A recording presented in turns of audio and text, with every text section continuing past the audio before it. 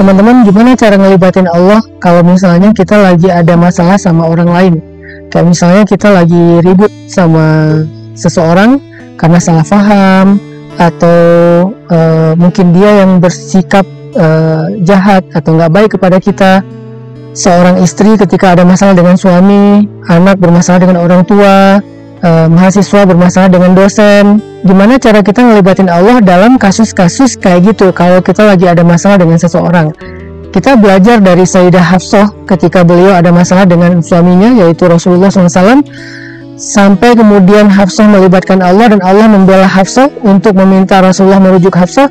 Itu tuh keren banget loh, dan kita pengen belajar bisa kayak gitu. Artinya bukan hanya dibela sama Allah, tapi juga Allah membantu kita menyelesaikan masalah kita. Jadi kita bukan berharap ketika Allah terlibat, Allah jadi menghukum orang lain karena kita, bukan. Tetapi lebih berharap kayak Allah membela kita atau memperbaiki urusan di antara kita dengan orang tersebut.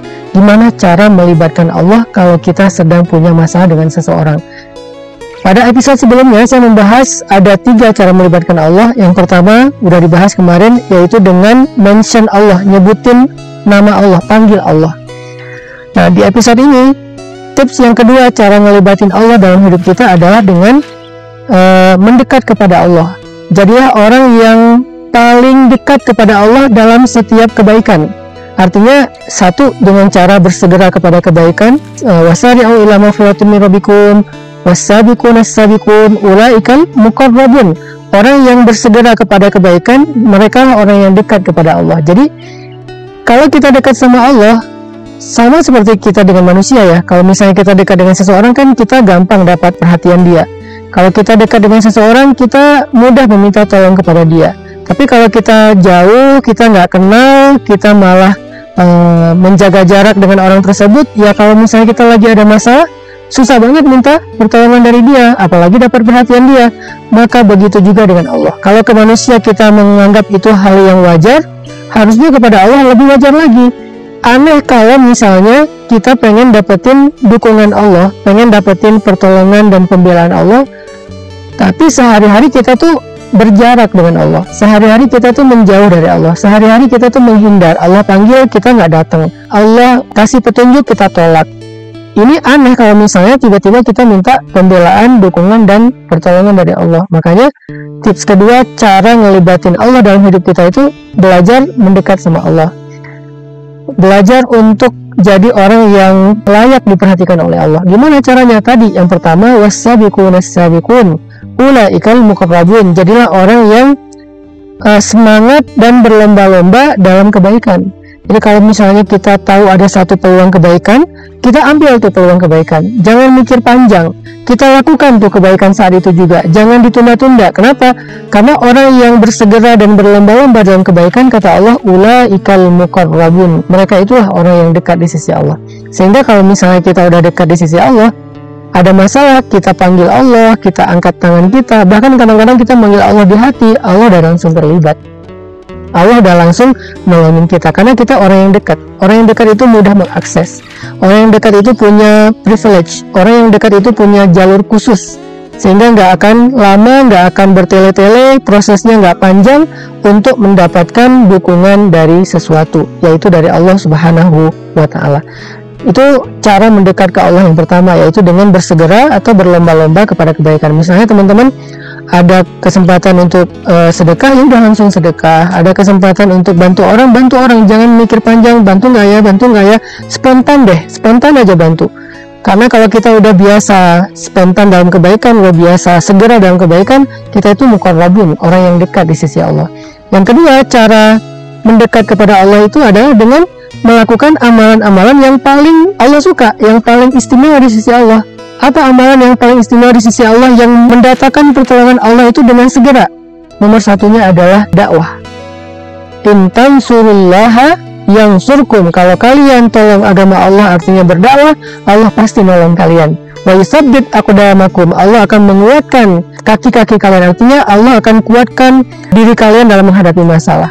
Jadi ternyata amalan yang paling Allah suka dan cepat sekali mendatangkan pertolongan Allah itu adalah kalau kita membela agama Allah dalam dakwah. Artinya gimana? Kalau misalnya kita ngelihat ada seorang ustadz yang punya program, mau bikin pesantren, mau bikin lembaga pendidikan yang gratis, mau bikin program dakwah, kita support ustadz tersebut, kita support ulama tersebut dengan niat karena ingin membela agama Allah, memanggungkan agama Allah, mendukung agama Allah, maka Allah pasti akan membela, memanggungkan kita dan mendukung kita. Itu janji Allah, in tansurullaha yansurkum. Kalau kamu tolong agama Allah, Allah menolong kamu dalam kehidupan kamu.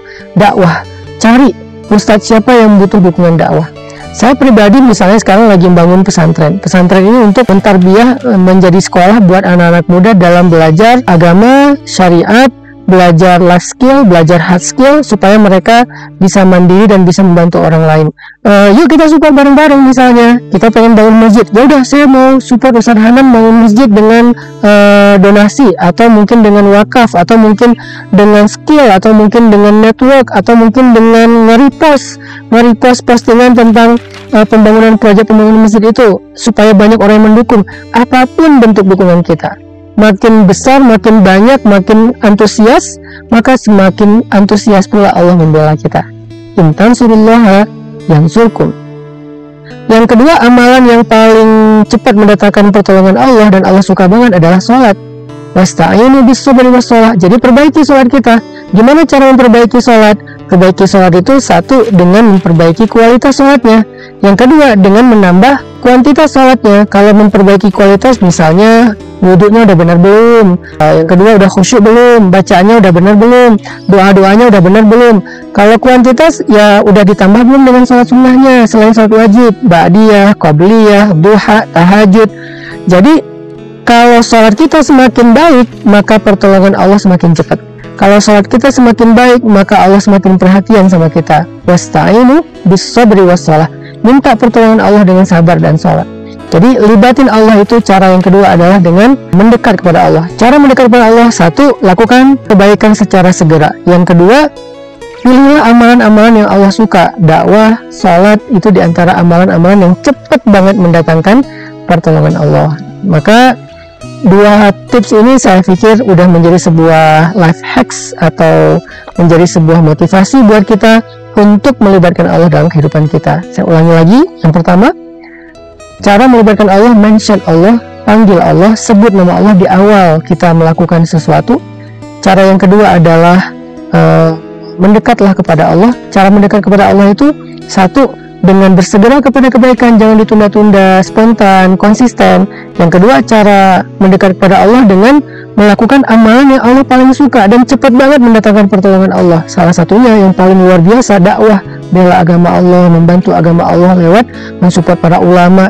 Dan yang kedua, dengan memperbaiki sholat, memperbaiki kualitas sholat dan memperbaiki kuantitas sholat, meningkatkan kuantitas sholat, meningkatkan jumlah rakaatnya, setelah yang wajib tambah yang sunnah. Mudah-mudahan dengan kayak gini kita udah bisa melibatkan Allah dalam masalah kita, sehingga kita mendapatkan apa yang didapatkan oleh Sayyidah Hafsah ketika beliau ada masalah dengan suaminya, yaitu kekasih Allah Rasulullah SAW. Allah justru membela Sayyidah Hafsah dan menyelesaikan masalah di antara beliau dengan suaminya. Barakallahu fikum.